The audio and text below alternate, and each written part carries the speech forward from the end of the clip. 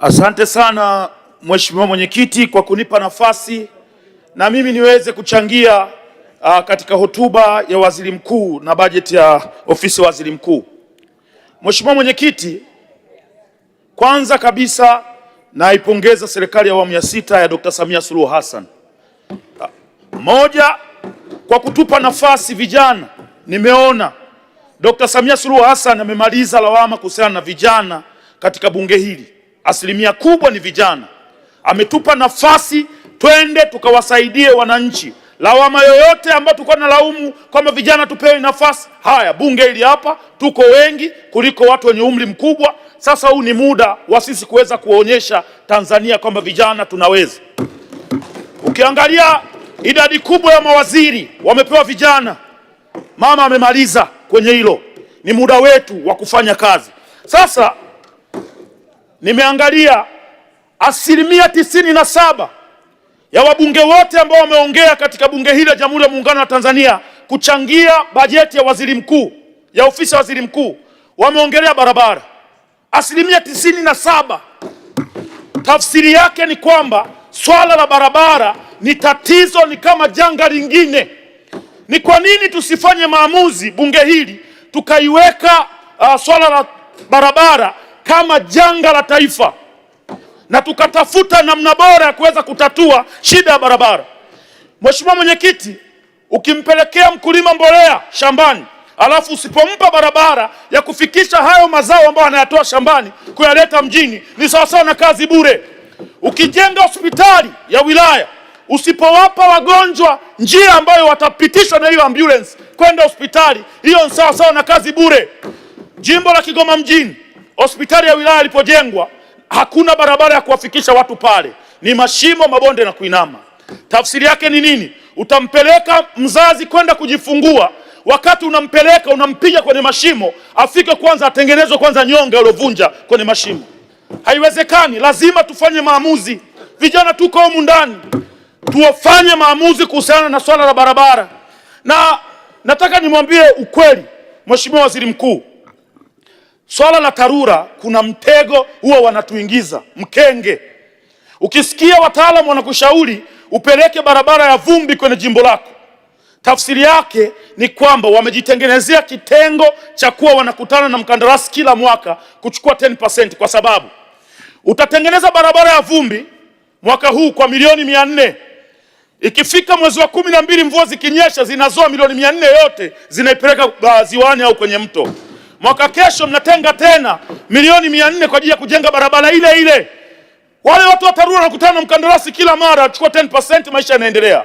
Ni muda wa kufikiria kujenga barabara za lami na tuachane na barabara za vumbi. Na mmerahisisha lugha kuita barabara za vumbi. Mzee, ni barabara za vumbi wakati wa kiangazi. Ikifika wakati wa masika ni barabara za tope. Nadhani tuzibadilishe jina, tuziite barabara za tope. Jimbo la Kigoma mjini tulipata ufadhili wa nchi ya Belgium mwaka 2018, mimi nikiwa diwani 2018. Belgium walikubali kutujengea kilomita 42 za barabara za pavement blocks ambazo zingeenda kufuta shida yote ya barabara katika jimbo la Kigoma mjini. Lakini mpaka leo hakuna kinachoendelea, na mkandarasi alikuwepo, upembuzi yakinifu ushafanywa na kila kitu. Juzi nilienda kwa Shemdoe kwake, nyumbani kwake, sikumkuta. Nilienda kwake sikumkuta. Nikaenda nikaniuliza hata shemeji yangu naye sikumkuta. Nikakuta watoto wake maana niliona sura zinafanana na Shemdoe mtupu, nikajua ni watoto wake. Lengo niko nataka nikakae na Shemdoe tuongee kifamilia kuhusiana na barabara za Kigoma mjini. Jimbo la Kigoma mjini ndio jimbo la mjini ambalo lina barabara za vumbi kuliko jimbo lolote duniani, sio Tanzania, dunia nzima. Nataka nikuhakikishie, ukienda kata ya Mwanga Kaskazini kuna barabara inaitwa barabara ya Serengeti ambayo inaunganisha kata ya Mwanga Kaskazini na kata ya Gungu. Hiyo barabara ina makorongo ambayo ukifika Mheshimiwa Waziri Mkuu utasema inna lillahi wa inna ilaihi rajiun. Ukienda kata ya Buzebazeba kutokea uwanja wa Lake Tanganyika, ukipita barabara hiyo ambayo inaenda kuconnect mpaka soko la Buzebazeba, ina connect kata ya Rusimbi, ina connect kata ya Kasingirima, ina connect kata ya Majengo, ina connect kata ya Machinjioni. barabara zote hizo ni vumbi tupu. Ifikie hatua mtusaidie watu wa Kigoma, na sisi tupate barabara ambazo zitaenda kuchochea maendeleo ya mji wetu. Leo hii tunaenda pale na Mheshimiwa Waziri Mkuu, nadhani kesho kutwa, kwenda kukutana na wafanyabiashara kutoka Kongo, Burundi na sehemu zingine tofauti tofauti. Wanaenda kuona aibu iliyopo pale Kigoma mjini. Wanaenda kushuhudia barabara za vumbi zilizotaradadi pale ndani. Na hawa watu wakishaona hizo fursa, baadaye wataanza kuzinunua nyumba za wapiga kura wangu kwa bei ndogo, kwa sababu nyumba iko kwenye korongo, utamuuzia nani bei kubwa? Watazinunua bei ndogo. Tukija kujenga barabara, wananchi wetu watakuwa walipoteza opportunity. Huu ni muda, wameniamini kibarabara, mtoto wao. Nimekuja kuwaombea barabara kwa ajili ya jimbo la Kigoma mjini, katika bunge hili la Jamhuri ya Muungano wa Tanzania.